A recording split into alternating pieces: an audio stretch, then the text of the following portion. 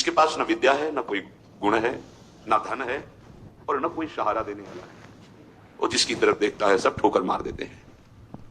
हर जगह धक्का, कोई सहारा देने वाला नहीं, उसके पास कुछ नहीं, कोई अगर उसकी तरफ से निकलना चाहो तो हटकर दूर खड़ा हो जाएगा, कहीं कुछ मांग न ले, कहीं कुछ कह न दे। ऐसा बहुत ध्यान से सुनोगे तो आनंद आ जाएगा। अब तुम्हारा सुधार होना प्रभु की जिम्मेवारी है, तुम्हारा कर्तव्य नहीं रह गया अपना सुधार करना। तभी तो आश्चर्य होता है कि कल तक तो ये ऐसा, आज ऐसा कैसे हो सकता है, कल हमने देखा ऐसा और आज कैसे ऐसा। अरे एक क्षण में, ये बहुत बढ़िया बात है। भगवान कृपा करें और हमें हर जगह से ठोकर मिले। ये बात विषयी पुरुष की समझ में नहीं आएगी। कोई हमें आदर न दे, कोई हमें अपना कहने वाला ना हो तो हमारा मन भाग पड़ेगा गोविंद की तरफ, क्योंकि ये बिना सहारा लिए चल नहीं सकता। हृदय का एक विषय है, वो किसी न किसी का सहारा लेके ही चलता है, किसी व्यसन का, किसी व्यक्ति का, किसी भोग का, किसी न किसी। देख लो आप हृदय से, बस इसके यही सहारे काटने हैं और पूर्ण ये सब सहारे एक जगह पूर्ण हो जाएं। भगवान का सहारा, लाडली जी का सहारा, जिसके पास न विद्या है, न कोई गुण है, न धन है और न कोई सहारा देने वाला है, वो जिसकी तरफ देखता है सब ठोकर मार देते हैं।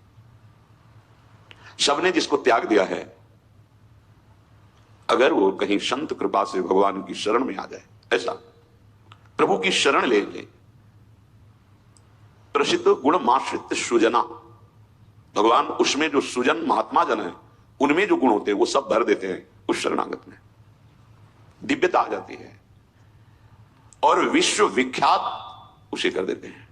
ये भगवान का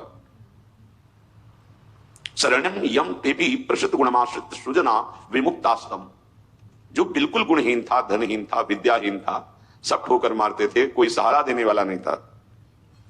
ये सब इस मानो ये हमारे ही जीवन की बात कही जा रही है।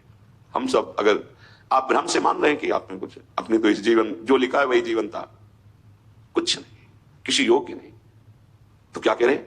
जब भगवान की वो शरण में आया तो सारे वो गुण भर दिए भगवान ने जो एक दिव्य महात्मा में होते हैं। और क्या किया, उसे विश्व विख्यात कर दिया। और क्या किया, बोले विमुक्तास्तम, जो जीवन मुक्त महापुरुषों की स्थिति, वो स्थिति प्रदान कर दी, किसी अन्य साधन से नहीं, एकमात्र शरणागति से। ऐसे हैं हमारे भगवान श्री कृष्ण, मैं प्रणाम करता हूं। वंदे यदुपति महम कृष्ण ममलम। निर्मल बना करके जीवन मुक्त परमहंसों की स्थिति प्रदान भगवान को देने में कोई दुर्लभ बात है क्या। शरणागति, मत भटको इधर उधर। शरणागति बहुत जोर का विषय है, ये समझना है। भगवान कहते हैं क्या करना है, क्या नहीं करना है, अब तुम्हारे ऊपर ये भार नहीं रहा। बहुत ध्यान से सुनोगे तो आनंद आ जाएगा। तुम्हें ये बात कोई समझाएगा भी तो नहीं समझ में आएगी कि तुम्हारा कल्याण नहीं होने वाला। अरे ऐसा ऐसा करे तब जीवन मुक्त होता है, आपको विश्वास नहीं मानना, यहां बात सुनो, उसको बैठा लो।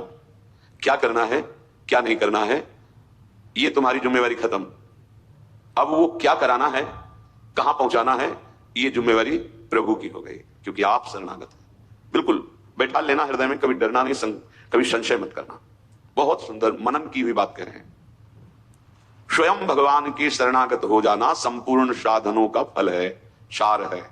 तो शरणागति को समझना आगे पूरे विवरण में आएगा, विस्तृत रूप से है कि क्या शरणागति का स्वरूप है। शरणागत हो जाना प्रभु के संपूर्ण साधनों का फल है, सार है। जैसे भक्ति के 9 विशेष स्वरूप हैं, श्रवणम, कीर्तनम, स्मरणम, विष्णुपाद सेवनम, अर्चनम, वंदनम, दास्यम, सख्य। पर ये जो 9वां है, ये अष्ट भक्ति का फल है, आत्मसमर्पण, आत्मनिवेदनम, आत्मसमर्पण। अपने आप को प्रभु के हवाले कर देना, अंदर से, हृदय से। आप देखो ऐसा वो परिस्थिति पैदा कर देते हैं या ऐसा ज्ञान दे देते हैं, दोनों बातें हुई।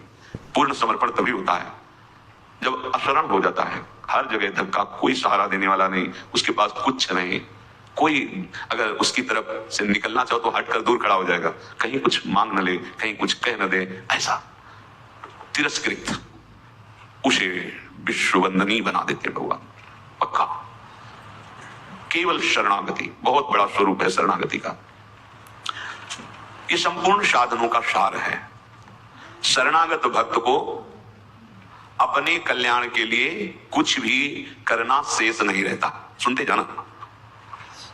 जैसे पतिव्रता शरीर श्रृंगार करती है पति के लिए, पूरे ग्रह की टहल करती है पति सुख के लिए, उसकी एक एक चेष्टा केवल अपने पति के लिए होती है। यहां तक कि वो पूरे कुटुंब का, पुत्र पुत्री सबका पालन पोषण केवल पति प्रसन्नता के लिए करती है। ठीक बस ऐसे ही शरणागत का स्वभाव बन जाता है।